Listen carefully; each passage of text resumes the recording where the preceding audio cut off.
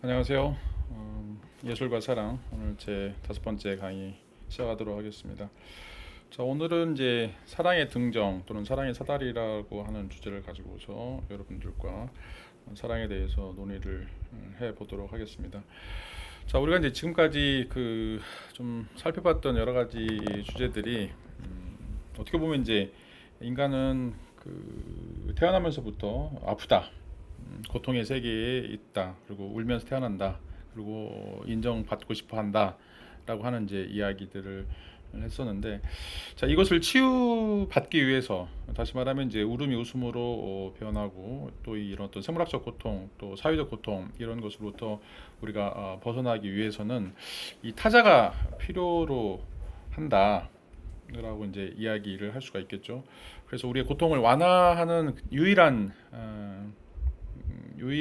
그 수단 또는 이제 도구라고 할 수 있는 것이 이제 타자의 사랑이다라고 이제 이야기를 했고, 그래서 이제 이런 어떤 고통이나 아픔으로부터 벗어나기 위해서 이제 어떻게 보면 이제 인간은 필사적으로 사랑을 받기 위해서, 인정을 받기 위해서 질적인 고유성을 이제 느끼기 위해서 살아가게 된다라고 이야기를 할 수가 있습니다.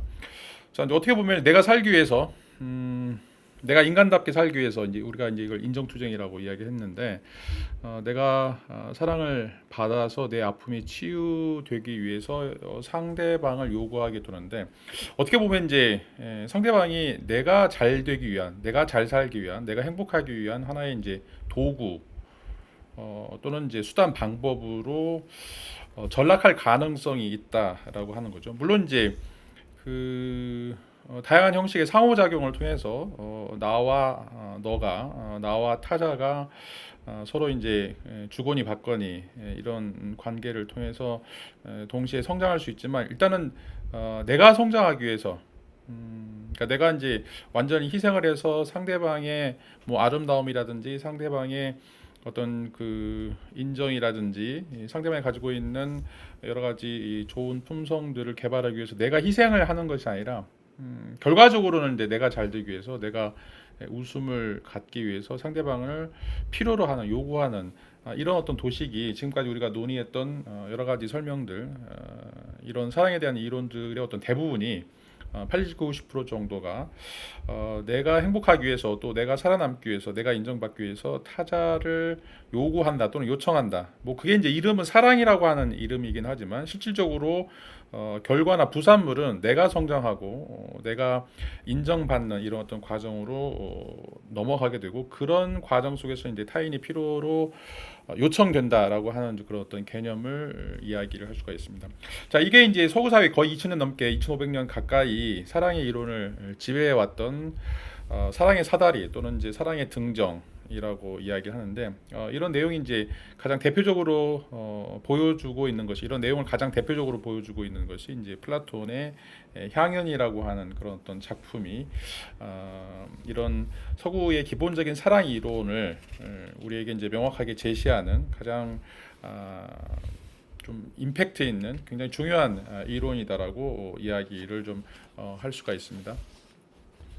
자, 여기에서는 이제 그 사랑이란 무엇인가라고 하는 이제 이야기가 다뤄지고 있는데, 물론 이제 여기서 이제 사랑이라고 하는 것은 에로스 신, 에로스라고 하는 이제 신에 대해서 논의를 하면서 에로스가 무엇인가, 사랑이란 것이 무엇인가에 대한 이제 논의를 바탕으로 해서, 그러면 이제 진정한 사랑이 어떤 것이고 가짜 사랑이 어떤 것인가, 이런 이제 논의들이 이어지게 되는데, 실제적으로 이제 이런 논의를 통해서 우리에게 보여지고 있는 그런 내용들은, 우리가 이제 어떻게 보면 육체적인 이런 것들을 포기하고 실제적으로는 우리에게 가장 중요한 우리의 어떤 도덕적 품성, 정신적인 우리의 어떤 영혼, 이런 것들을 우리가 어떻게 잘 가꾸고 그것들을 어떤 방식으로 승화시킬 것인가라고 하는 것이 이제 진정한 사랑이다. 그리고 이제 이런 진정한 사랑에 올라가기 위해서는 우리가 아름다움을 간직하고 있는 타자, 우리에게 인정을 베풀 수 있는 타자를 만나는 것이 또 굉장히 중요하다라고 이제 이야기를 하고 있습니다. 이걸 이제 우리가 명상적 등정이다라고 이야기하는데, 이 사랑이라고 하는 것은 단순하게 육체적인 어떤 성적인 관계에 머물러 있는 것들이 아니라, 그게 하나의 어떤 딛고 올라갈 수 있는 디딤돌이 되어서 우리의 어떤 영혼이 사유함, 이게 이제 명상이라고 하는 메디테이션 또는 이제 뭔가에 대해서 곰곰이 생각하는 것들을 이제 의미하게 되는데, 이 관상 또는 관조라고 이제 이야기를 하죠. 이런 어떤 과정을 통해서 육식 단계에서 이제는 이제 명상이나 관조나 이런 단계로 올라가서 우리가 이제 아름다운 그 자체, 이 사랑 그 자체를 우리가 얻게 되는, 그것에 참여하게 되는 이런 어떤 과정을 이제 명상적 등정이다라고 이야기를 하고 있습니다. 자, 이런 이제 이론은 플라톤의 향연을 거쳐서 뭐 스피노자, 프루스트로 이어지는 이제 수많은 계보들을 형성하게 되고요. 그리고 이제 이 사랑이라고 하는 것이 단계적으로 인간이 발전하고 전개되는 그런 어떤 과정이다라고 하는 이제 이야기를 하게 됩니다. 그리고 이런 과정을 통해서 이걸 이제 사랑의 사다리라고 이야기를 하게 되는데, 이런 어떤 사랑의 사다리를 통해서 인간이 굉장히 그냥 동물과 같은 이런 수준에서 벗어나서 얼마만큼 이제 위대한 존재가 될 수 있을 것인가, 또 신과 같이 가장 그 풍성한 사랑을 누리고 가장 풍성한 아름다움을 누릴 수 있는 그런 어떤 지적 존재로서 어떻게 살아갈 것인가라고 하는 그런 어떤 고민들을 해결해주는 가장 중요한 철학적 이론이다라고 이제 이야기를 할 수가 있습니다. 그래서 이제 이거는 어떻게 보면 이제 기독교적인 사랑 또는 이제 그 낭만주의적인 사랑, 뭐 이런 어떤 일반적인 사랑 이론들을 전부 다 포괄하고 있는, 또 그 안에 가장 기초적인 핵심들을 제시하고 있는 가장 큰 사랑의 이론이라고 이제 이야기를 할 수가 있습니다. 사랑에 대한 어떤 철학적 이론이라고 이야기를 할 수가 있죠. 자, 우리가 이제 이런 이론들을 좀 간략하게 검토하면서 이 이론이 가지고 있는 그 장점이 어떤 것이고, 또 이 이론이 가지고 있는 한계가 또 어떤 것인가. 이제 그럼에도 불구하고 우리가 대부분 다 이 사랑의 사다리라고 하는 플라톤의 낭만주의적인 또는 이제 기독교의 아가페와 같은 좀 뭔가 굉장히 거대 담론적인 측면에서 사랑을 우리가 많이 논의하게 되는데, 이런 논의가 이제 어떻게 출발이 됐고 어떻게 전개가 됐고 또 이것이 가지고 있는 한계, 이걸 또 극복하기 위해서는 어떤 방식의 사랑 이야기가 필요한지, 사랑 이론이 이제 필요한지, 이런 것들을 좀 살펴보도록 하겠습니다. 자, 플라톤의 그 향연은 플라톤의 대화편들 중에 가장 문학적으로 구성이 뛰어나고 이제 내용이 뛰어난 그런 어떤 작품 중에 하나라고 이제 이야기를 할 수가 있습니다. 이 에로스라고 하는 이 사랑이라고 하는 것이 어떻게 다양한 주제 속에서 어우러져서 우리가 논의할 수 있는지, 이런 것들을 이제 보여주고 있는 가장 뛰어난 문학 작품이라고 이제 이야기를 할 수가 있는데, 여기서 이제 드러나고 있는 것은 앞에 설명드렸던 것처럼 이제 사랑의 단계, 스칼라 아모리스라고 하는 사랑의 단계들을 이제 설명하는, 그러니까 육체적인 단계, 가장 낮은 단계의 사랑에서 가장 이제 높은 단계라고 이야기할 수 있는 그 아름다움 그 자체, 그 자체를 우리가 깨닫게 되고 그와 하나가 되는 이런 어떤 과정들을 보여주고 있는 뭐 사랑에 대한 좀 굉장히 철학적인 논의들이 담겨져 있다라고 이제 이야기를 할 수가 있습니다. 이제 그 플라톤의 향연을 이제 읽어보면 여러분들이 이제 그 인문고전익기 또 이제 고전익기에서도 이제 배웠을 거라고 생각이 드는데, 여기서 이제 처음에 이야기하고 있는 이제 아폴로도로스가 이제 그 아가톤이라고 하는 이제 비극대위 수상자의 집에 가서 이야기를 하면서 거기에 이제 그 아가톤이 이제 그 수상을 한 다음에 이제 향연을 열게 되는데, 이제 이 향연이라고 하는 것은 이제 같이 술을 마신다라고 하는 의미예요. 그래서 이제 여러 사람들을 모아놓고서 그런 사람들과 다양하게 이제 뭐 이런 주제들 저런 주제들을 놓고서 이제 논의를 하는 것들인데, 거기서 참석자들이 이제 7명이 있는데, 그 안에 이제 한 명이 소크라테스죠. 이제 에로스라고 하는 신이, 또 에로스라고 하는 이제 이 사랑의 신이 어떤 위대한 존재인가, 그것에 대해서 이제 그 찬미하는 또 찬송하는 그런 어떤 내용으로 이루어져 있습니다. 뭐 여러 가지 형태의 그 에로스를 이제 찬미하는 그런 어떤 내용들이 이제 나오게 되는데, 뭐 예를 들어서 이제 파이드로스는 이제 명예심과 용기, 에로스가 이제 명예심과 용기를 준다, 뭐 이렇게 이야기하거나, 또 이제 파우사니아스는 이제 그 이 에로스라고 하는 것이 육체적 쾌락을 추구하는 것이 아니라 이제 우리의 영혼의 덕을 함양하는 것이다라고 이제 이야기를 하고 있고, 이제 에릭 슈마코스는 이제 의사인데, 에릭 슈마코스는 이제 그 에로스라고 하는 것, 사랑이라고 하는 것은 모든 존재자들의 그 형성 원리다. 그래서 어떤 우주적인 에로스를 좀 이야기하고 있고, 또 이제 아리스토파네스 같은 경우에는 지금 이제 우리가 다루게 될 아리스토파네스 같은 경우에는 이제 그 인간의 상실한 본성, 잃어버린 어떤 반쪽, 이것을 이제 치유하는 자로서의 에로스를 이제 이야기를 하고 있습니다. 그리고 이제 아가토는 인간에게 모든 좋은 것들의 원인으로서 에로스. 우리가 이제 에로스라고 하는 것은 뭔가 그 끌림, 매혹 이런 것들인데, 왜 이제 우리가 끌리고 매혹을 갖게 되는가? 그 모든 것들의 좋음을 가지고 있기 때문에, 어떤 좋음의 기초적인 구성 요소를 가지고 있기 때문에 우리가 이제 에로스에 의해서 그것들이 끌리게 된다라고 하는 이제 이야기를 하게 되죠. 이런 이야기들을 이제 쭉 나누면서 나중에 이제 디오티마라고 하는 이제 그 여신의 이야기가 등장하게 되고, 그래서 이제 이 6명의 사람들이 했던 논의들 중에 어떤 것들을 좀 더 발전시키고 있는지, 또 어떤 것들을 또 우리가 바꿔서 생각해야 되는지, 이런 어떤 내용들이 이제 그 뒤에 계속해서 연달아 나오게 됩니다. 자, 그런데 이제 우리가 여기서 좀 핵심적으로 살펴볼 내용은 이 아리스토파네스의 그 사랑 이야기와 그 다음에 이제 그 다음에 나오게 되는 이제 디오티마의 사랑 이야기, 이 두 가지 이야기를 통해서 이제 사랑의 사다리라고 이야기하는 스칼라 아모리스라고 이야기하는 내용을 좀 고찰해 보도록 하겠습니다.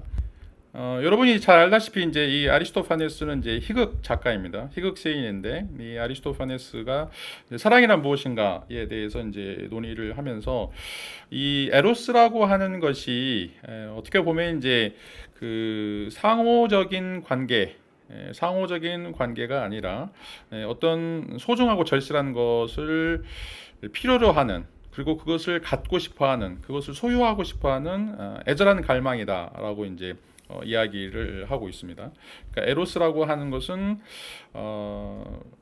그 나와 타자, 어떤 연인들 사이의 상호성을 이야기하는 어떤 그런 어떤 그 상호 관계적인 것이 아니라 내게 필요한 어떤 것을 내가 갖기 위해서, 또 그것을 성취하기 위해서 그렇게 열망하는 그런 어떤 그 소유하고 싶은 간절한 그런 어떤 갈망이다라고 이제 이야기를 할 수가 있습니다.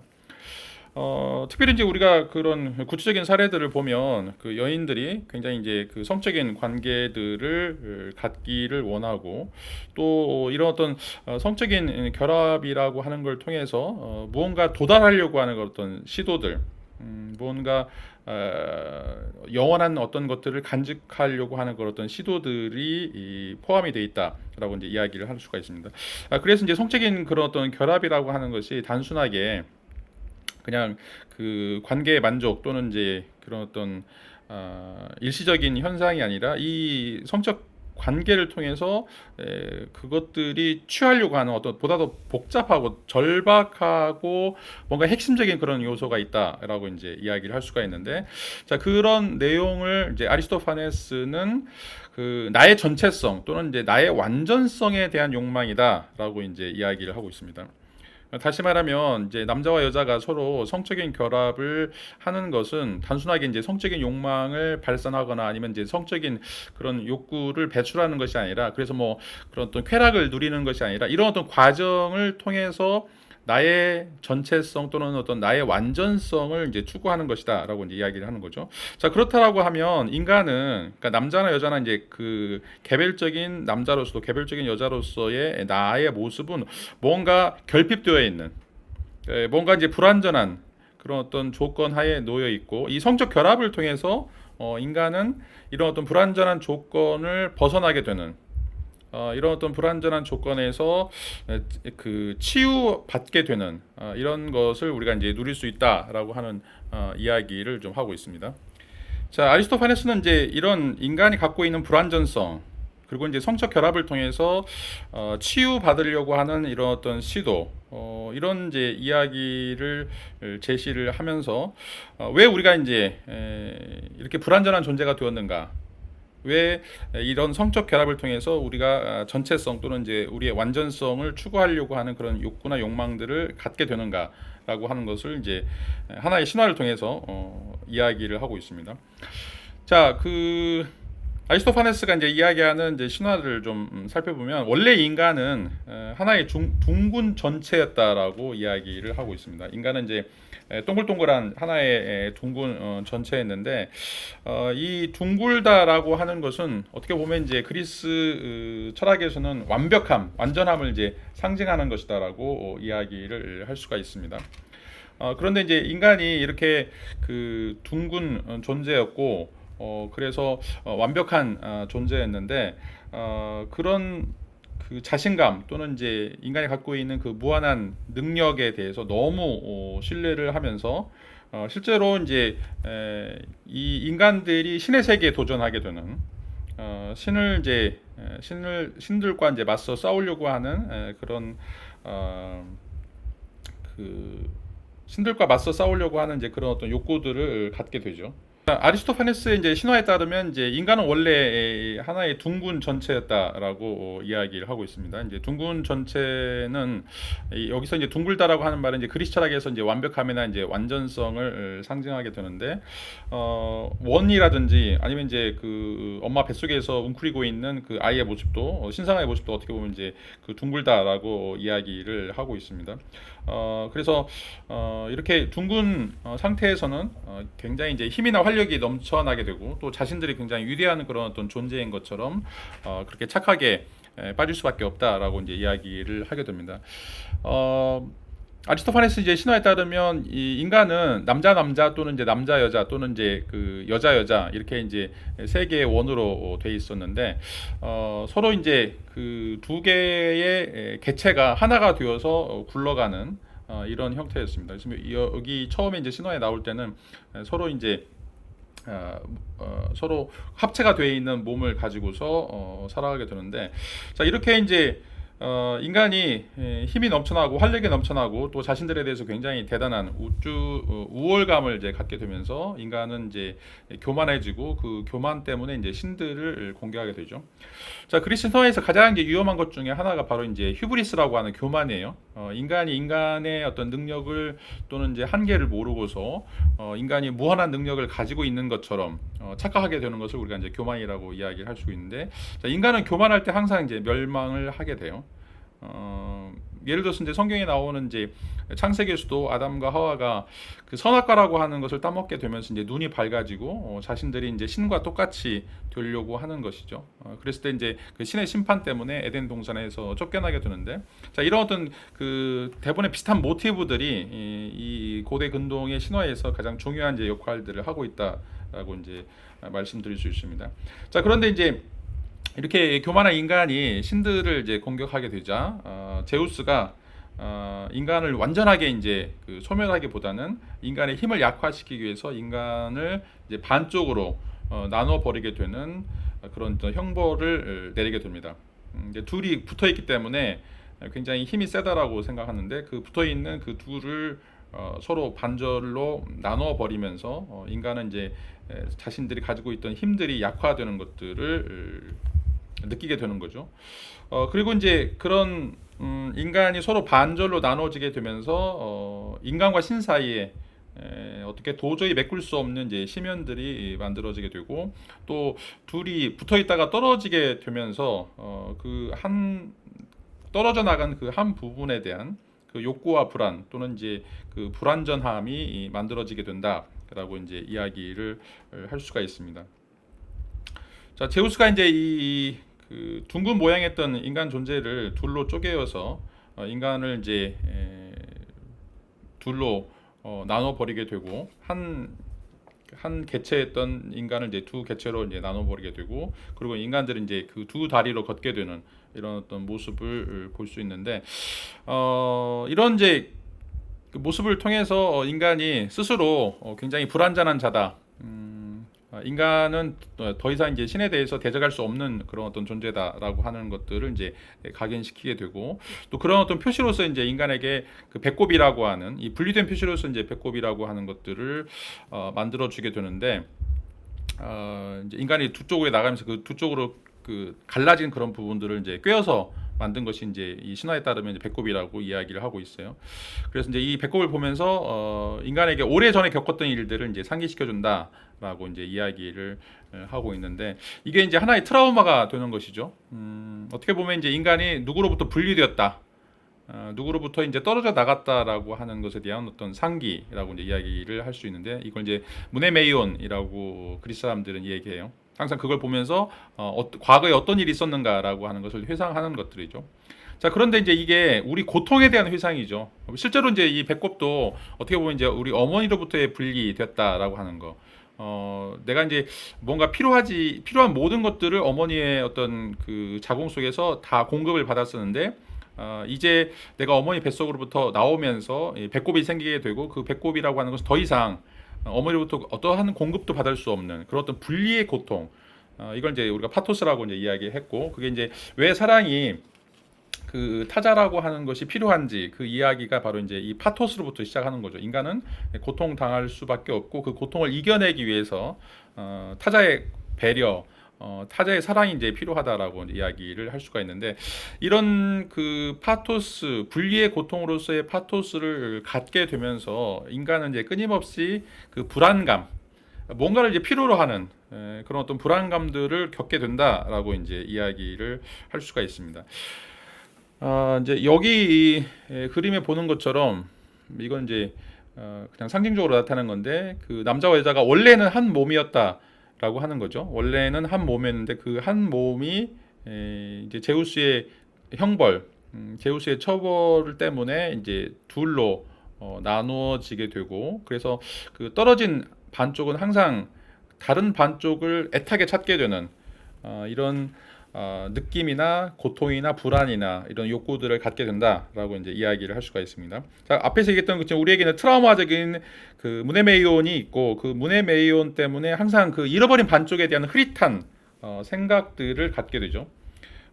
그래서 그 자신은 이제 어떻게 보면 그 한쪽으로부터 버림받은 그런 어떤 존재다라고 하는 생각을 갖게 되고, 그래서 그 반쪽을 찾기 위해서 그 반쪽과 다시 한번 결합되기 위해서 계속해서 그것을 갈망하는 이런 어떤 모습들이 이제 인간의 그 현재 상태다라고 이제 이야기를 할 수가 있습니다. 자, 아리스토파네스는 이렇게 잃어버린 반쪽을 찾아 나가는 것이 이제 성적 욕망의 기원이 된다라고 이제 이야기를 할 수가 있어요. 그러니까 왜 우리가 이제 그 성적인 욕구나 욕망들을 갖게 되는가? 이건 뭐 그냥 동물적으로 그냥 어떤 생식을 하기 위해서 단순하게 그런 어떤 그 성적 교접이나 성적 교제를 하는 것이 아니라, 아리스토파네스가 볼 때는 이제 우리에게 이 에로스적인 욕구가 있는 것은 우리가 하나 되려고 하는, 다시 말하면 잃어버린 우리의 반쪽, 이걸 우리가 이제 소울메이트라고 할 수가 있겠죠. 잃어버린 하나의 반쪽을 찾기 위해서 끊임없이 우리가 구도하는 이런 모습이 바로 이제 이 성적 욕망의 출발점이다라고 이제 이야기를 하게 되고, 그리고 이제 이 성적인 결합이라고 하는 것이 어떻게 보면 이제 우리가 우리의 어떤 다른 반쪽과 원초적인 합일 상태가 되는, 자, 그래서 우리가 다시 한번 완벽함, 완전성의 형상을 되찾게 되는 그런 어떤 과정이다라고 이야기를 하게 돼요. 자, 이런 것 때문에 인간에게는 항상 끊임없이 이제 결핍이 있는 거죠. 그리고 계속해서 내 잃어버린 반쪽을 찾아서 뭐 여기저기 헤매는 그런 어떤 방랑하는 그런 어떤 과정들을 갖게 됩니다. 자, 그런데 이제 그 우리가 다른 반쪽을 이제 만나게 될 때, 뭐 여기 이제 아리스토파네스의 신화에 따르면 우리가 다른 반쪽을 이제 만나게 됐을 때 너무너무 기쁘고 너무너무 행복하고 또 떨어지기 싫어서 이제는 이제 식음을 전폐하고 서로 얼싸안고 이제 뒤엉켜서 그냥 죽어가는 그런 모습이 나타나게 됩니다. 그렇게 되면 이제 이 제우스가 낭패가 돼요. 왜냐하면 이제 이 인간들이 있어야 자신들에게 재물을 바치고 뭔가 신들을 돌보게 될 텐데, 인간들이 서로 이제 그 잃어버린 반쪽을 만나서 얼싸안고 그냥 죽어버린다라면 자신들에게 제사를 지낼 수 있는 그런 인간들이 이제 없기 때문에 어떻게든지 그 인간들을 다시 한번 살려내야 되는 그런 이제 묘수를 찾게 되죠. 그래서 이제 이 제우스는 그리스 신화에 따르면 이제 인간들의 생식기가 이제 원래는 뒤쪽에 있었는데 이것을 이제 얼굴이 있는 앞쪽으로 옮기게 되고 이 성교를 통해서 서로가 하나가 되는 자 이런 어떤 뭐 짜릿한 찰나의 순간이긴 하지만 그런 완전성이나 완벽함을 누릴 수 있는 기회를 제공하게 된다라고 이제 이야기를 하게 됩니다. 그러니까 이제 이 처음에 인간을 분리했을 때는 서로 하나가 되고 싶어도 될 수 없죠. 그래서 그냥 얼싸안고 뒤엉켜 두는데 자, 이 제우스가 묘책을 꺼내서 자 이제 뭐 짧은 순간이긴 하지만 인간들끼리 서로 성적인 결합을 통해서 어떻게 보면 이제 순간적인 완벽함, 순간적인 합일 상태들을 느끼게 되는 이런 어떤 기회를 이제 부여하게 됐다라고 이제 이야기를 할 수가 있어요. 그래서 이제 그게 있고 난 다음에 이제는 서로 또 떨어져서 이제 서로가 하나 됐다라고 하는 것을 느끼게 되니까 그 다음에는 다시 이제 일상생활로 돌아가서 자신의 삶들을 유지할 수 있게 만들었다라고 하는 게 이제 이 아리스토파네스의 신화에서 나오는 이제 내용이라고 이야기를 할 수가 있습니다. 뭐 짧은 순간이긴 하지만 서로가 이제 성적 결합을 통해서 함께 라고 하는 것을 누리게 되고 그리고 그 함께라고 하는 것이 엄청난 포만감을 주게 되어서 이제 더 이상 서로가 떨어져 있다라고 하는 거 이런 것들을 이제 잊어버리게 되고 다시 이제 일상생활로 복귀할 수 있는 그리고 이제 이게 어떻게 보면 이제 주기적으로 이제 그런 어떤 욕구들을 만들어주게 돼서 계속해서 이제 서로 만나서 기본적으로 이런 어떤 성적 관계를 통해서 하나가 되는 일체감을 갖게 되는 그런 어떤 순간들을 이제 누리게 된다라고 이제 이야기를 하고 있어요. 그리고 이제 이런 어떤 성적인 쾌락 또는 이제 성적인 관계들을 갖게 될 때 모든 관심이 그 서로가 하나 되려고 하는 우리가 하나라고 하는 그런 어떤 관심으로 모아질 수 있기 때문에 어떤 다른 근심들을 또 잊어버리게 된다라고 이제 이야기를 할 수가 있습니다. 아리스토파네스의 이제 신화에서 보여주고 있는 왜 우리가 이제 성적 욕망을 갖게 되는가, 그리고 이제 성적 욕망을 통해서 우리가 어떤 결과에 도달하는가. 라고 하는 것들을 이제 이야기를 해주고 있는데, 자, 인간의 교만함 때문에 인간은 이제 남자와 여자가 서로 반절로 나누게 되고 그 반절로 나뉘었던 그 두 개체들이 이 성적인 결합을 통해서 서로가 하나가 되는 완벽함이나 완전성을 유지할 수 있는 그런 어떤 기회가 주어지게 된다.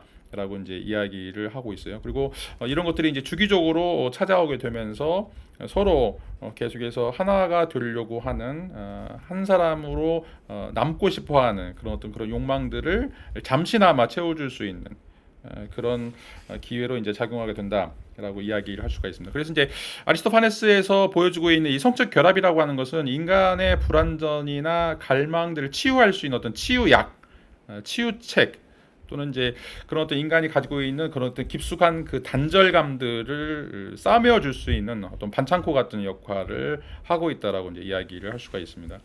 뭐 이건 이제 실질적으로 이 어떤 성적인 교제라고 하는 것들이 우울증이나 어떤 불안감들을 이제 치유해주는 물론 이제 뭐 이게 이제 단기적이긴 하지만 이런 성적 결합을 통해서 인간이 가지고 있는 이런 그 불안전성을 이제 극복할 수 있다라고 하는 것에 대한 어떤 신화적인 설명이다라고 이제 이야기를 하게 됩니다. 자, 누구나 이제 이렇게 이런 어떤 치유, 이런 어떤 일정한 방식의 이제 사랑을 이제 요구를 하게 되고 그것이 이제 이 성적 결합 또 성적 사랑이라고 하는 것이 일정 정도 우리에게 어떤 희망적 대안이 될 수 있다라고 하는 것을 이제 아리스토파네스의 신화가 보여주고 있는 거죠. 자, 이제 그 대장장이 시인은 이제 헤파이토스가 인간에게 이제 묻는 장면이 또 그 뒤에 나오게 되는데, 자, 그대들이 욕망하는 게 바로 이것인가? 밤이고 낮이고 서로에게서 떨어지지 않을 정도로 또 할 수 있는 서로와 같은 곳에 있게 되는 것, 그것을 원하는가라고 이제 묻고 있죠. 자, 우리가 이제 왜 성적인 갈망을 갖고 왜 성적인 결합을 갖는가? 이거는 밤이고 낮이고 서로 떨어지고 싶어 하지 않는, 서로 같은 곳에 있고 싶어 하는 이런 어떤 욕구나 욕망이 있기 때문에 그렇다라고 이제 이야기를 하고 있고, 근데 불행하게도 이제 이런 욕구나 욕망은 완벽하게 해소가 되지 않는 것들이죠. 완벽하게 해소가 되지 않고 이제 제우스의 저주 때문에 인간은 이제 둘로 분리된 상태에서 계속해서 이제 각자의 삶을 살아가야 되고 그렇기 때문에 아무리 우리가 이제 그 서로가 하나가 되려고 하더라도 이 성적인 결합을 통해서 단순하게 아주 짧은 기간에만 그런 어떤 사랑하고 있다라고 하는 것들을 이제 느끼게 되는 것이라고 이제 이야기를 할 수가 있습니다. 자, 그런데 이제 이건 이제 헤파이토스 신을 이제 그 묘사해 놓은 그림이고요. 자, 그런데 이제 여기서 이제 갈등들이 생겨나게 되는데, 자, 우리가 이제 그 성적인 결합을 통해서 하나가 되는 전체성을 회복하지만 또 그게 완벽하게 이루어지지 않기 때문에 여기서 또 고통을 당하게 되는, 그러니까 성적인 결합을 하면 할수록 오히려 더 그게 고통이 되는 이런 어떤 또 애증병존적인 태도가 서로 맞물려 있다라고 이제 이야기를 할 수가 있습니다. 자, 우리가 이제 성적인 결합을 왜 갖는가? 왜 갖는가? 그것은 이제 서로가 하나가 되려고 하는 것이고, 그 하나가 된다라고 하는 것은 이제 신에게 맞설 수 있을 정도로 우리가 이제 신과 같은 그런 어떤 존재가 될 수 있는 하나의 방편이기 때문에 그렇다라고 이제 이야기를 할 수가 있죠. 자, 그런데 이제 이렇게 인간이 신이 되려고 하지만 이거는 이제 또 찰나의 순간으로 끝나버리게 되고, 또 이 성적인 관계, 성적인 쾌락이라고 하는 것이 또 이제 엄청나기 때문에 만일 우리가 신이 되어서 더 이상 성적 결합을 우리가 찾지 않는다라고 이제 이야기한다라면 인간들은 과연 이제 그 아무런 성적인 결합이 없는 삶과 또는 성적인 결합이 있는 삶, 어떤 것을 선택하라, 어떤 것을 선택할 것이냐라고 묻는다면 또 이제 그런 어떤 인간이 갖고 있는 그 성적인 쾌락, 또 이것을 또 추구하려고 한다는 거죠. 그러니까 이제 동시에 인간은 이율배반적인 존재가 되는 거예요. 이런 성적 결합을 통해서 그걸 초월해서 인간이 되려고도 하면서 동시에 신이 되지 않고 이런 어떤 짜릿한 어떤 쾌락을 주는 이런 성적인 관계를 또 유지하고 싶어하는 이런 어떤 두 가지 측면들이 이 에로스에 대한 아리스토파네스의 신화에서 보여주고 있는 인간의 그 양면이다. 애증병존적인 태도다라고 이제 이야기를 할 수가 있어요. 하나로 합쳐지고 싶어하는 그런 욕구는 되게 강해서 전체가 되고 싶은데, 또 그렇게 되면 내가 지금 누리고 있는 나의 어떤 모습들, 내가 가지고 있는 어떤 쾌락들, 자, 이런 것들을 이제 포기해야 되는 이런 그 위기감이 또 닥쳐온다는 거죠. 그래서 나와 사랑하는 사람이 하나가 되고 싶은데 동시에 하나이면서 또 나는 또 떨어져 있고 싶은, 상대방과 떨어져 있고 싶은, 상대방과 약간의 거리를 두고 싶어하는 이런 어떤 모습이 이 아리스토파네스의 신화에서 보여주고 있는 인간의 가장 구체적인 그런 어떤 모습이다라고 이제 이야기를 할 수가 있습니다. 그래서 이제 성행위라고 하는 것이 우리에게 그 떨어져 있음을 극복할 수 있는 치유 행위다라고 이야기하지만 이거는 실질적으로 보면 굉장히 이제 환상이다라고 이야기를 할 수 있죠. 잠시 우리가 이 성행위를 통해서 하나가 된다라고 이야기하지만 그 하나가 되는 것들은 굉장히 찰나의 순간이고 그 찰나의 순간 때문에 또 내가 포기해야 되는 뭐 이런 것들이 이제 생겨날 수 있기 때문에 어떤 것을 선택해야 될 것인가, 내가 하나가 되는 그 전체성을 선택해야 될 것인가, 아니면 하나가 되는 과정 속에 있는 나의 쾌락, 나의 즐거움, 나만의 어떤 독특한 어떤 이런 측면들, 이런 것들 유지할 것인가. 그러니까 만약에 하나가 된다고 그러면 내 모든 걸 다 포기하는 것이죠. 그 하나가 된 그 전체, 이런 것들을 이제 따라가야 된다라면 그게 과연 이제 나한테 이익이 될 것인가, 유익한 것인가, 이런 어떤 문제들이 이제 등장할 수 있죠. 뭐 여러분 이제 그 샴쌍둥이라고 아시죠? 이제 몸은 하나인데 머리가 두 개인 이런 몸을 가지고 태어난 아이들이 이제 샴쌍둥이인데, 자, 의식이나 자기가 원하는 욕구나 이제 서로 다 다르죠. 그렇지만 몸이 하나이기 때문에 둘이 굉장히 어떤 불편한 동거를 할 수밖에 없어요. 이게 이제 아리스토파네스가 이야기하는 전체성과 애증병존적인 태도라고 이제 이야기를 하는데, 하나가 됐다라고 하는 의미에서는 서로 사랑하니까 굉장히 이제 만족스러운 것이고 어떻게 보면 이제 신적인 그런 존재다라고 이야기할 수 있는데, 서로 하나이기 때문에 불편한 게 있어요. 내가 원하는 것, 내가 하고 싶은 것, 내가 정말 이제 욕구하는 이런 것들을 제대로 할 수 없는, 왜냐하면 포기해야 되고 그것들을 이제 그 서로 타협을 해야 되기 때문에 이제 그런 의미에서도 이제 굉장히 불행하다, 행복한데 또 불행하게 되는 그런 어떤 요소들이 있다라고 이제 이야기를 할 수가 있습니다. 자, 여기서 이제 그 에로틱한 사랑이라고 하는 것은 자, 이런 의미에서 이제 어떻게 보면 이제 굉장히 전지전능한 신의 세계를 회복하는 것이다라고 이제 이야기를 할 수 있는데 이런 것들이 그 원시적인 환상이다. 왜냐하면 찰나적인 것이고 그것이 하나가 진정으로 하나가 되는 순간 또는 나 자신을 포기해야 되는 이런 요소가 이제 있기 때문에 전체성이면서 동시에 나 자신을 포기하는 또는 나 자신을 가지고 싶어하는 이런 어떤 애증병존적인 태도가 이제 양립되어 있기 때문에 그렇다라고 이제 이야기를 할 수가 있습니다. 자, 여기서 이야기하는 그 소유와 통제 이런 것들은 이제 어떻게 보면 이제 유아기적인 사랑이다라고 이야기를 이제 할 수가 있는데 이런 관계가 서로 이제 상대방과의 관계 속에서 타자와의 어떤 상호 관계 속에서 좀 악의 뿌리가 되는 서로에 대해서 이제 굉장히 그 다투게 되고 또 편파적이고 또 굉장히 힘들어하게 하는 그런 어떤 요소다라고 이제 이야기를 좀 할 수가 있습니다.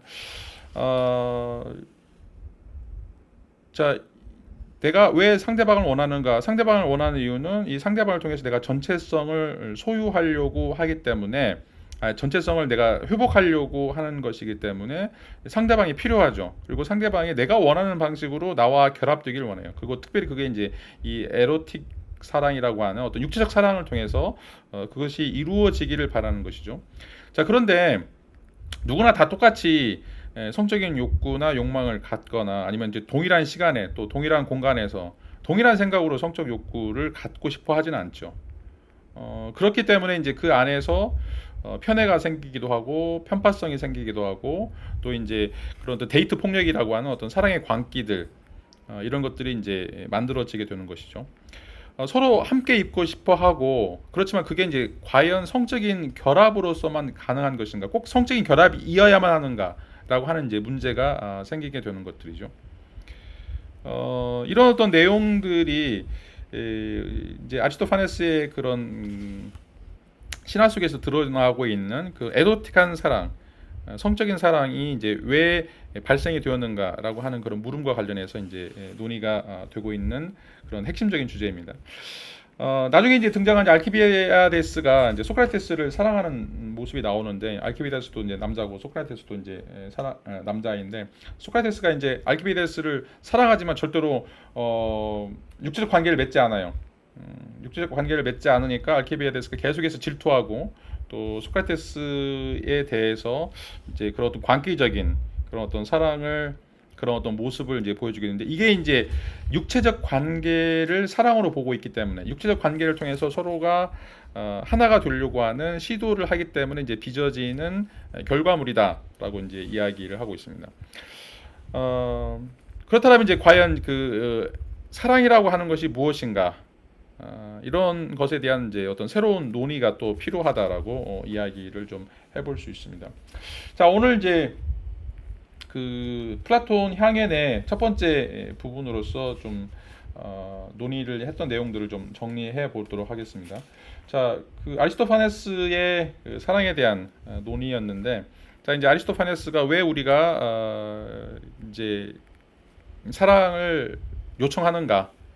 왜 우리가 이제 이 사랑이라고 하는 것을 꿈꾸는가 이런 물음에 관련해서 이 사랑이라고 하는 것은 상대방이 가지고 있는 어떤 소중하고 절실한 이런 것들을 내가 소유하고 싶어서 또 그런 것들 소유하고 싶은 갈망 때문에 이제 이루어지는 것이다라고 이제 이야기를 하고 있죠. 그리고 이제 그 소유의 욕망, 소유의 갈망이라고 하는 것은 어떤 것이냐, 그 내용이 무엇이냐, 그것은 내가 타자와 더불어서 하나가 되려고 하는, 전체성이 되려고 하는, 완전성을 가지려고 하는 것이다.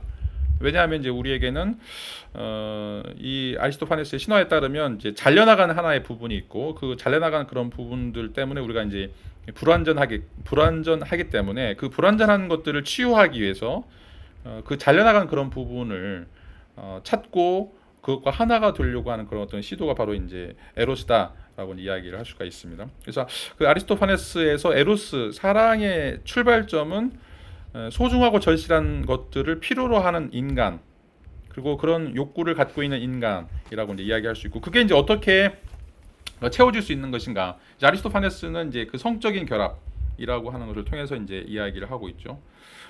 왜냐하면 이제 그 인간이 너무 교만해서 제우스의 심판을 받게 되고, 그래서 이제 제우스가 인간들의 힘을 약화시키기 위해서 그 서로 남자와 여자가 하나가 되었었는데, 몸을 하나를 가지고 있었는데 그것을 이제 반절로 나누어 버리는 그런 어떤 과정 속에서 서로가 이제 분리된 개체로서 살아가게 되는데, 이 성적 결합을 통해서 인간은 이제 하나가 되는 이런 어떤 과정들을 이제 누리게 된다라고 이야기를 할 수 있고, 이게 이제 하나의 치유, 성행위가 하나의 치유 방식으로서 이제 주어지게 되는 것이다라고 이야기를 할 수가 있습니다. 자, 그런데 여기서 이제 문제가 서로 하나가 되고 싶어 하지만 그 하나가 된다라고 하는 것이 하나의 그 불가능한 환상이다라고 이제 이야기를 하고 있고, 그다음에 이제 인간은 이 성적인 그런 결합을 통해서 이제 어떤 쾌락들을 이제 누리게 되는데, 하나가 되려고 하는 그런 욕구도 있지만 동시에 그 성적 과정을 통해서 내가 누리려고 하는 어떤 쾌락,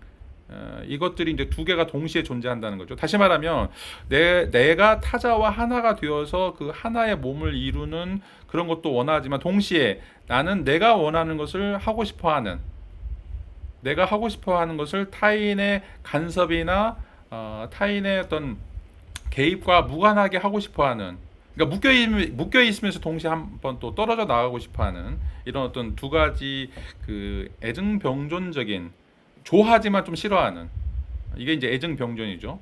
그러니까 하나가 된다라고 하는 의미에서는 굉장히 좋은데 또 묶여 있으면 싫어하는 이런 방식이 나오게 되고, 이게 이제 그 아리스토파네스가 이야기하는 그 성적 욕망으로서의 사랑이 갖고 있는 어떤 한계점이다라고 이야기를 좀 할 수가 있습니다. 자, 이런 그 에로스에 대해서 우리가 다음 시간에는 이제 그 소크라테스가 디오티마의 입을 빌려서 디오티마는 이제 여기서 여신으로 등장하게 되는데, 어떤 방식으로 이제 이런 그 애증병존적인 특성으로서의 이 에로틱한 사랑을 우리가 벗어날 수 있을까에 대한 어떤 고민들을 이제 풀어가는 장면을 한번 살펴보도록 하겠습니다. 자, 오늘 수업은 여기서 마치도록 하겠습니다. 감사합니다.